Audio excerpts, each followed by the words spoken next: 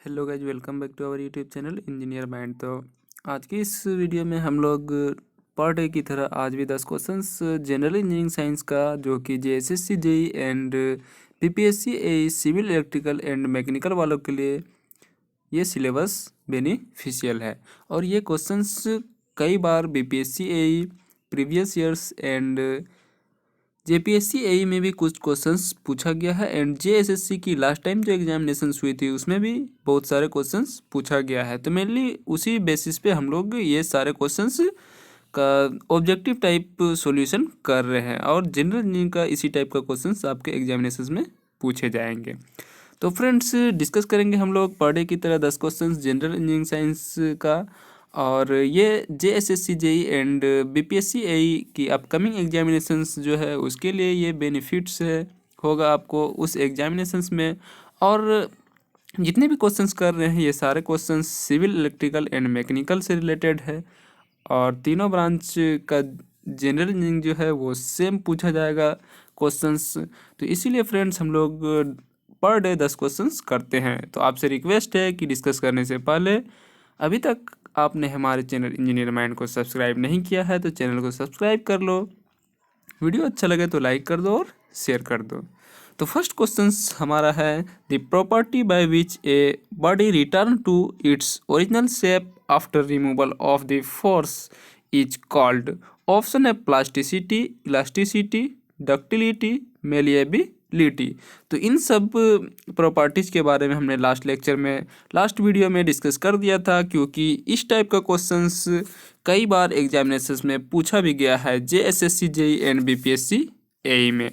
जैसे बीपीएससी एई 2006 में and BPSC एई 2012 में ये क्वेश्चंस ऑलरेडी पूछा गया एंड जेएसएससी जेई की एग्जामिनेशन में भी ये क्वेश्चंस पूछा गया है। तो ये क्वेश्चंस आपको आना चाहिए और ये बिल्कुल आप खुद से टिक कर सकते हैं। ये स्ट्रेंथ ऑफ मटेरियल्स का क्वेश्चंस है और जनरली ये क्वेश्चंस सब कोई बना सकता है, सिविल इलेक्ट्रिकल एंड मैकेनिकल वाले, क्योंकि स्ट्रेंथ ऑफ मटेरियल्स बेसिक होता है और सारे ब्रांच वाले इसको पढ़ते हैं। तो क्वेश्चन है, the property by which a body return to its original shape after removal of the force is called. इसका करेक्ट आंसर होगा इलास्टिसिटी। और प्लास्टिसिटी क्या होता है, डक्टिलिटी क्या होता है, मेलिएबिलिटी क्या होता है, ये हमने जब लास्ट लेक्चर में 10 क्वेश्चन कर रहे थे तो वहाँ पर डिस्कस कर दिया है। तो मेनली आज हम लोग इसमें सिर्फ जो ऑप्शंस है इलास्टिसिटी ये क्या होता है इसके बारे में हम लोग डिस्कस करेंगे। तो क्वेश्चंस का आता है, the property by which a body return to its original shape after removal of the force is called elasticity. इसका करेक्ट आंसर होगा इलास्टिसिटी। क्योंकि अगर किसी भी बॉडी पर जब हम लोग फोर्स लगाते हैं और फिर उसको बॉडी को से फोर्स को हटा लेते हैं और बॉडी अपने ओरिजिनल शेप एंड साइज में कम बैक आ जाता है, रिटर्न बैक आ जाता है, तो उसको हम लोग उस प्रॉपर्टी ऑफ मटेरियल को बोलते हैं, क्या बोलते हैं, इलास्टिसिटी। अब प्लास्टिसिटी क्या है, body not return it's original shape after removal of the load. अगर कोई भी लोड हम लोग लगाते हैं बॉडी पे और फिर उसको हटा लेते हैं लेकिन वो अपना शेप फिर से अपना शेप एंड साइज में नहीं आ पाता है तो उसको हम लोग प्लास्टिसिटी बोलते हैं। मेलिएबिलिटी क्या होता है, material ability to hammered out into thin sheet. अगर किसी भी मटेरियल को हम लोग पतले चादर में उसको पीट कर बना सकते हैं तो उसको हम लोग मेलिएबिलिटी बोलते हैं। तो यहाँ पर क्वेश्चंस में पूछा गया है, the property by which a body return to its original shape after removal of the force is called elasticity. अगर कोई रबर है और इसको हम लोग कुछ देर तक विद इन इलास्टिक लिमिट तक खींचते हैं और फिर इसको दोनों तरफ से खींच रहे हैं, इधर से ये हैंड है, हैंड लगा के हम लोग खींच रहे हैं, फिर इधर से भी खींचा जा रहा है, इसको कुछ देर तक खींचते हैं और फिर इसको छोड़ देते हैं, तो ये इसका जो साइज है ओरिजिनल शेप एंड साइज वो अपना फिर से कम बैक आ जाता है, रिटर्न बैक आ जाता है। तो ये प्रॉपर्टी इलास्टिसिटी कहलाता है। तो सबसे ज़्यादा इलास्टिक मटेरियल जो होता है तो वो कौन सा होता है। आप लोग सोच रहे होंगे कि रबर सबसे ज़्यादा इलास्टिक मटेरियल होता है, बट ऐसा नहीं होता है। सबसे ज़्यादा इलास्टिक मटेरियल जो होता है वो आयरन होता है, स्टील होता है। मैं ऐसा इसलिए बोल रहा हूँ कि आप चाहे तो स्टील को जितना खींच सकते हैं। उसका एग्जाम्पल है, अगर किसी हिली एरिया में, अगर सपोज ये हिली एरिया है और यहाँ पर रेल का जो पटरी है, पटरी जो होता है उसको रेल बोलते हैं, तो हम आसानी से इसको जितना भी चाहे टर्न करके कहीं पर भी ले जा सकते हैं। तो सबसे ज़्यादा इलास्टिक मटेरियल जो है वो स्टील है। आपको ये चीज़ याद रखना है। ये इस क्वेश्चंस में ये क्वेश्चंस भी पूछा जा सकता है कि सबसे ज़्यादा इलास्टिक मटेरियल कौन सा है। तो आप रबर टिक मत करना, आप आयरन रहेगा या स्टील रहेगा तो उसको टिक करना है कि सबसे ज़्यादा इलास्टिक मटेरियल वही होता है। और इलास्टिसिटी क्या होता है, किसी भी बॉडी पर अगर हम लोग कोई फोर्स लगाते हैं तो और उसको खींचते हैं और फिर उस फोर्स को हटा देते हैं तो बॉडी अपने ओरिजिनल शेप एंड साइज में रिटर्न बैक हो जाती है। तो इस प्रॉपर्टी को हम लोग इलास्टिसिटी बोलते हैं। तो ज़्यादा एक ही क्वेश्चंस में ज़्यादा टाइम नहीं लेंगे। ये स्टार्टिंग क्वेश्चंस था और ये स्ट्रेंथ ऑफ मटेरियल से रिलेटेड है। ये क्वेश्चंस बीपीएससी एई 2006 में पूछा गया है जनरल इंजीनियरिंग साइंस में, और ये जेएसएससी में भी पूछा गया है। तो फ्रेंड्स अब हम लोग नेक्स्ट क्वेश्चन देखते हैं। नेक्स्ट क्वेश्चन है सिंपल बेंडिंग इक्वेशन, और ये क्वेश्चंस भी स्ट्रेंथ ऑफ मटेरियल से रिलेटेड है। तो टॉर्सन इक्वेशन जो होता है, बेंडिंग इक्वेशन, वो क्या होता है आपको खुद से पता होना चाहिए ये चीज़। तो ऑप्शंस में दिया हुआ है M/I is equal to R/E is equal to F/Y, I/M is equal to E/R is equal to Y/F, M/I is equal to E/R is equal to F/Y। Next option है M/I is equal to R/E is equal to Y/F। तो simple bending equation जो होता है वो उसका correct answer जो होगा ये M/I is equal to E/R is equal to F/I, क्योंकि टॉर्सन इक्वेशन जब हम लोग सॉल्व करते हैं तो T/J is equal to G(θ/L) is equal to tau. तो इसको जब हम लोग सॉल्व करेंगे तो ये वाला ऑप्शंस करेक्ट होता है। M/I is equal to E/R is equal to F/Y। Next question हम लोग देखते हैं। ये भी क्वेश्चन एग्जामिनेशन में पूछा गया है बीपीएससी एई 2006 में, और ये क्वेश्चन स्ट्रेंथ ऑफ मटेरियल से रिलेटेड है। नेक्स्ट क्वेश्चन हम लोग देखते हैं। नेक्स्ट क्वेश्चन भी स्ट्रेंथ ऑफ मटेरियल से है। तो देखते हैं हम लोग क्या है question. The tensile force required to cause an elongation of 0.045 mm in a steel rod of 1000 mm length and 12 mm diameter is। तो क्वेश्चंस में पूछा गया है फोर्स, जो टेंसाइल फोर्स है वो हम लोगों को कैलकुलेट करना है। तो इलोंगेशन मीन्स जो डेल दिया हुआ है वो डेल एल जिसको हम लोग बोल सकते हैं। तो del L is equal to 0.045 centimetre अगर हम लोग करेंगे, 0.045 में दिया हुआ है, और इसका जो डायमीटर है वो दिया हुआ है 12 mm, डायमीटर 12 mm दिया हुआ है। इसके बाद इसका एरिया हम लोग कैलकुलेट कर लेंगे, और अगर कहीं पर नहीं भी दिया रहेगा मॉडुलस ऑफ इलास्टिसिटी ई का वैल्यू तो 2000 हम लोग ले सकते हैं। यहाँ पर तो दिया हुआ है 2.1 × 10⁶ kg पर सेंटीमीटर स्क्वायर, इसलिए हम लोग सारा डाटा को सेंटीमीटर में कन्वर्ट कर लेंगे, एक यूनिट में कन्वर्ट कर लेते हैं। तो चलिए हम लोग गिवन डाटा जो है उसको पहले देखते हैं। तो गिवन डाटा में हम लोगों का दिया हुआ है, हम लोगों को निकालना है फोर्स, टेंसाइल फोर्स निकालना है। तो गिवन डाटा में डेल एल दिया हुआ है 0.045 mm में है। तो इसको जब हम लोग सेंटीमीटर में कन्वर्ट करेंगे तो 0.0045 सेंटीमीटर, तो ये सेंटीमीटर में हो जाएगा। इसके बाद एल का जो वैल्यू दिया हुआ है तो एल है 1000 mm, तो ये हो जाएगा 100 सेंटीमीटर। और डी का जो वैल्यू दिया हुआ है डायमीटर, तो ये 12 mm दिया हुआ है। तो इसको जब हम लोग कंसीडर करेंगे सेंटीमीटर में तो 2 सेंटीमीटर हो जाएगा। तो सारा डाटा को आप कैलकुलेट कर लो और सारा डाटा को नोट्स कर लो गिवन डाटा को, तब आगे बनाने में आसानी है, क्योंकि हमारे पास जो स्पेस है वो बहुत कम है, इसीलिए हम लोग लिखते जाएंगे और इसको इरेज करते जाएंगे। तो ये डाटा हम लोगों का दिया हुआ है और E is equal to 2.1 into 10⁻6 kg पर सेंटीमीटर स्क्वायर दिया हुआ है। तो इलोंगेशन का जो फॉर्मूला होता है del is equal to PL/A। अगर कोई स्टील है और स्टील रॉड है और उसका इलोंगेशन होता है तो उसका जो फॉर्मूला है वो होता है PL/AE। तो एल का वैल्यू पुट करेंगे, इसके बाद ए का वैल्यू पुट करेंगे, डेल का वैल्यू पुट करेंगे। तो यहाँ पर हम लोगों का जो है एरिया वो निकालना पड़ेगा, एरिया नहीं दिया हुआ है। तो सबसे पहले हम लोग एरिया निकालते हैं। तो एरिया इज इक्वल टू हो जाएगा π/4 d²। तो जब इसको कैलकुलेट करेंगे तो π/4, इसके बाद डी का वैल्यू 1.2 सेंटीमीटर आया था, तो इसका स्क्वायर कर देंगे तो हमारा हो जाएगा, जो वैल्यू आएगा वो आ जाएगा इसको कैलकुलेट करने के बाद 1.13 सेंटीमीटर स्क्वायर एरिया।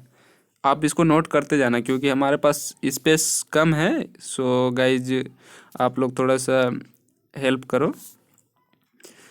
तो 1.13 सेंटीमीटर स्क्वायर हो जाएगा और ई का वैल्यू हमारा यहाँ पर दिया हुआ है। तब सारे वैल्यू को पुट करेंगे, निकालना हम लोगों को क्या है। तो डेल का वैल्यू हमारे पास दिया हुआ है 0.0045, जो इलोंगेशन है वो, और एल का वैल्यू भी दिया हुआ है। डेल एल का जो फॉर्मूला है वो हम लोग पुट करेंगे। डेल एल का फॉर्मूला क्या होता है, del L is equal to PL/AE। तो P हम लोगों को कैलकुलेट करना है, तो P अगर हम लोग बाहर करते हैं तो होता है डेल एल इंटू AE/L। तो डेल एल 0.0045 इंटू एरिया हमारा 1.13 सेंटीमीटर स्क्वायर आया था, और ई का वैल्यू भी हम लोग यहाँ पर पुट कर देते हैं इंटू 2.1, ये वाला जो है इसको पुट करके एल का वैल्यू जो है वो कितना था, एल का वैल्यू हम लोगों का 100 सेंटीमीटर। तो P इज इक्वल टू जो होगा वो हमारा आ जाएगा 106.785। तो इसको हम लोग अप्रोक्स वैल्यू में 1.7 ले सकते हैं। तो कहीं पर है 106 kg, तो ऑप्शंस में 106 kg कहीं पर तो दिया हुआ नहीं है, 102 kg है। तो यही वाला आंसर करेक्ट हो जाएगा क्योंकि अप्रोक्स वैल्यू हमारा यही आ रहा है 106 kg। सारे को सोल्व करना है, बस आपको सिर्फ यहाँ पर सारा वैल्यू दिया हुआ है, डेल एल दिया हुआ है, एल दिया हुआ है, और डी से आप एरिया निकाल लेंगे π/4 d² करके, ये एरिया निकल जाएगा जितना भी एरिया आएगा। और डेल एल का फॉर्मूला होता है PL/AE। तो हम लोगों को टेंसाइल फोर्स निकालना है, तो फोर्स P निकल जाएगा, एल हमारा दिया हुआ है, एरिया भी दिया हुआ है, ई का वैल्यू दिया हुआ है, तो यहाँ से निकल जाएगा, हम लोगों का कैलकुलेट हो जाएगा। तो इसका करेक्ट आंसर जो होगा वो 102 होगा क्योंकि हम लोगों का 106 kg कैलकुलेट करके आया है। शायद आप कैलकुलेट करना तो 105 भी आ सकता है क्योंकि वैल्यू लेने पे हो सकता है इन्होंने यहाँ पर 2000 लिया होगा, इसीलिए हो सकता है 2.0 लिया होगा। सो इसका वैल्यू 102 kg आ रहा है टेंसाइल फोर्स का। अब नेक्स्ट आपको बस बेसिक कॉन्सेप्ट देखना है कि किस टाइप से कैलकुलेशन करना है, किस टाइप से न्यूमेरिकल को सॉल्व करना है। तो अब नेक्स्ट क्वेश्चन हम लोग देखते हैं। नेक्स्ट क्वेश्चन से equation of continuity of fluid is applicable only if flow is steady, flow is compressible, flow is one dimensional, velocity is uniform over the cross section, all the above.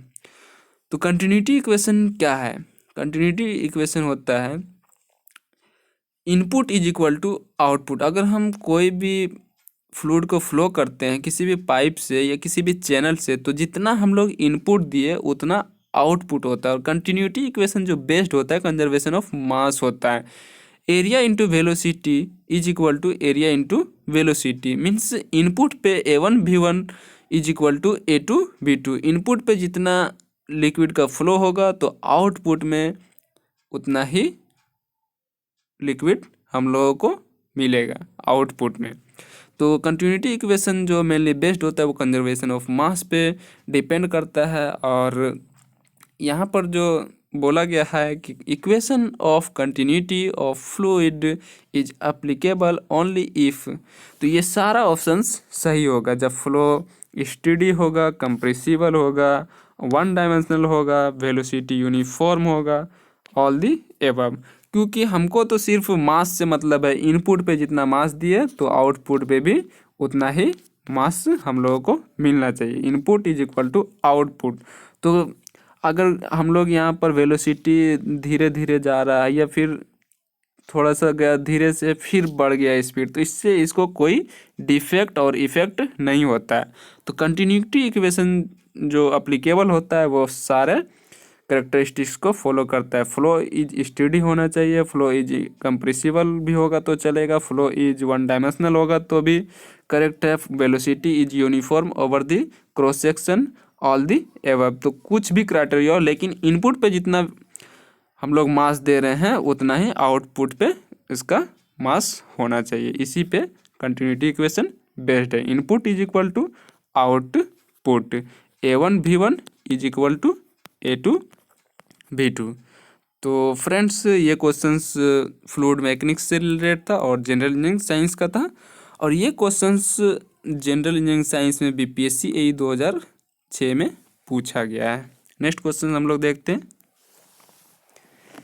Practical fluids possess viscosity, surface tension, compressibility, all the above. तो इसका correct answer जो होगा वो all the above होगा, क्योंकि practical fluid जो होता है उसी को हम लोग रियल फ्लूइड्स बोलते हैं। और रियल फ्लूइड्स में विस्कोसिटी भी होता है, सरफेस टेंशन भी होता है, कंप्रेसिबिलिटी भी होता है, सारे प्रॉपर्टीज पाया जाता है। These fluids possess the properties of viscosity, surface tension and small amount of compressibility।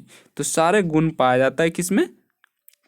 Real fluid में, या फिर बोल सकते हैं प्रैक्टिकल फ्लूइड। प्रैक्टिकल फ्लूइड को हम लोग रियल फ्लूइड भी बोलते हैं, रियल फ्लूइड।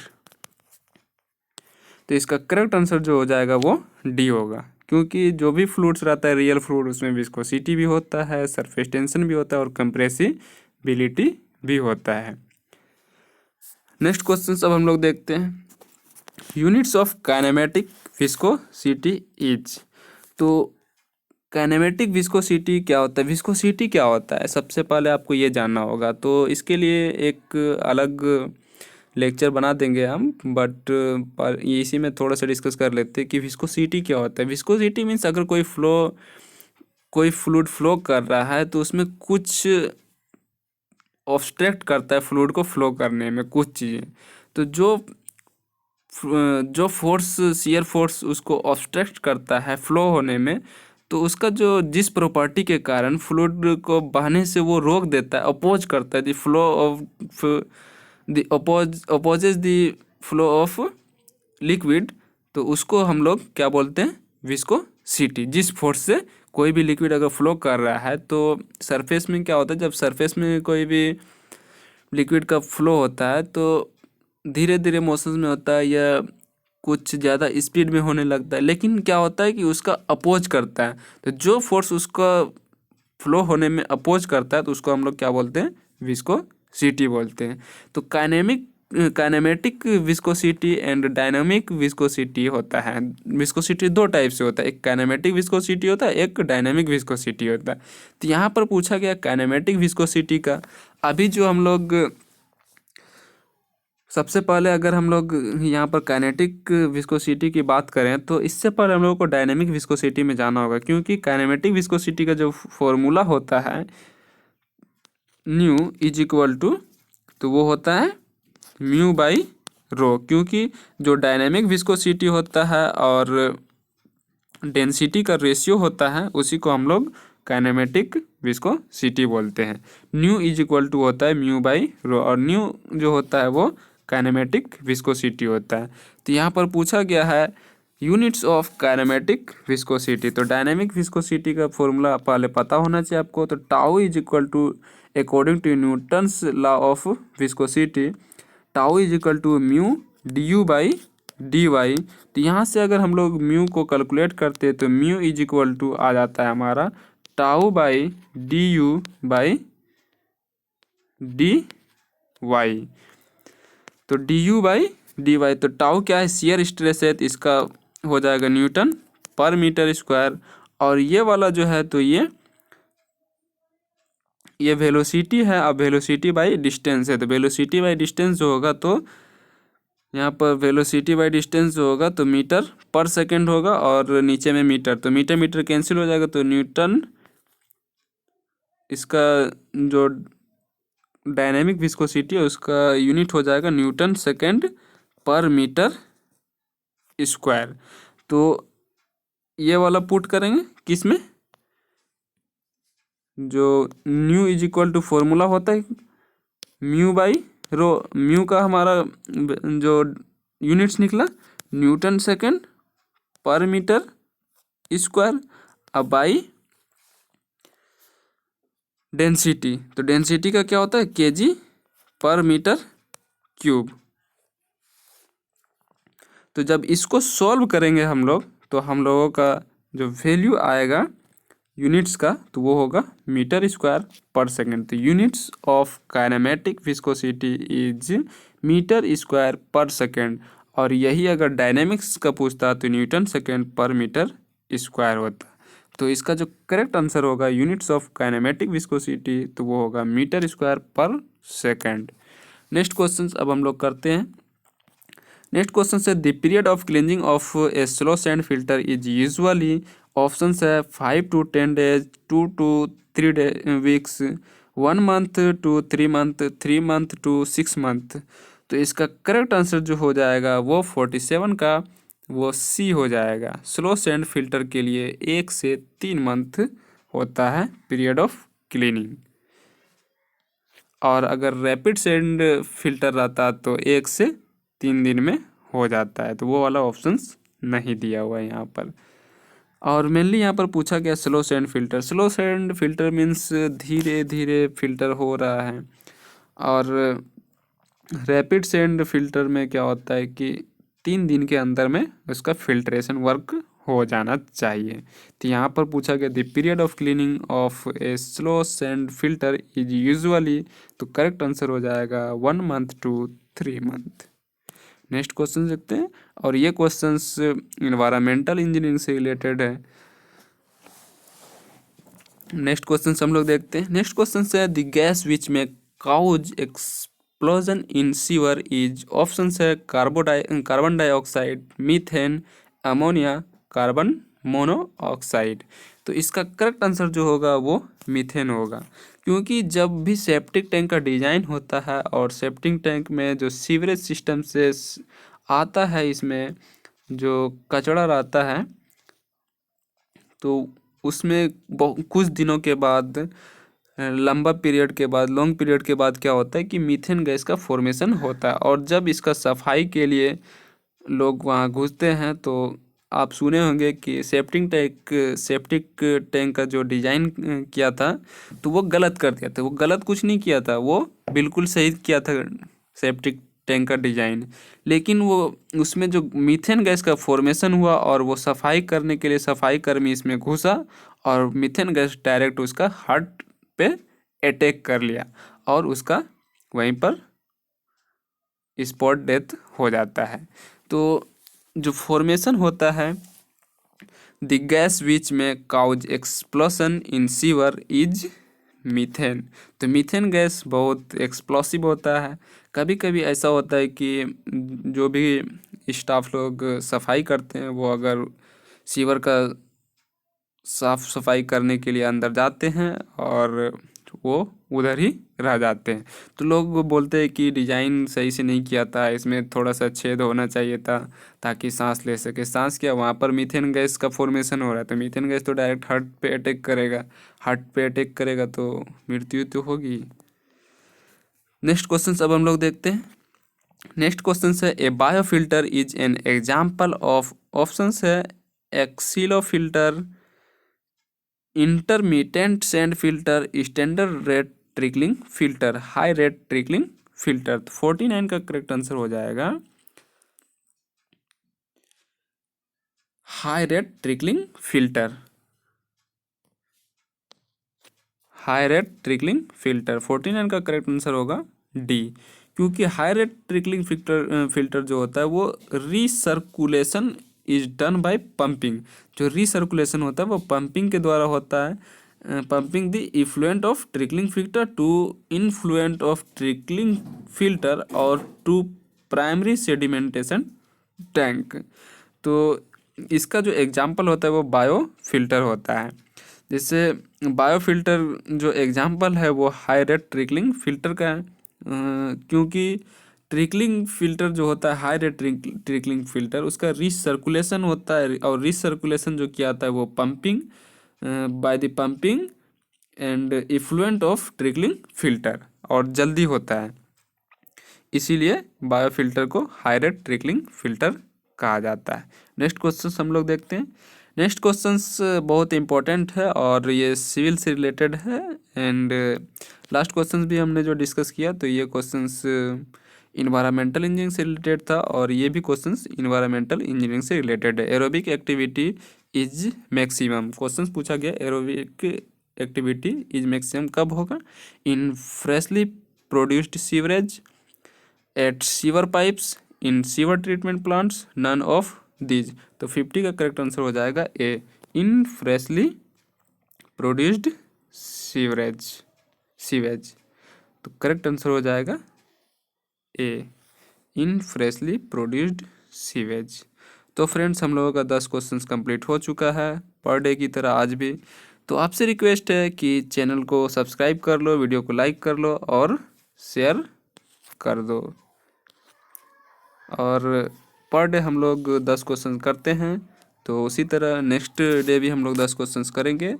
और इंजीनियरिंग जॉब से रिलेटेड अपडेट पाने के लिए इंजीनियर माइंड चैनल को सब्सक्राइब कर लो, वीडियो अच्छा लगे तो लाइक कर दो और अपने फ्रेंड सर्कल में या ग्रुप में सर्कुलेट कर दो। तो आज के वीडियो में इतना ही, फिक्स नेक्स्ट वीडियो में मिलते हैं, तब तक के लिए बाय।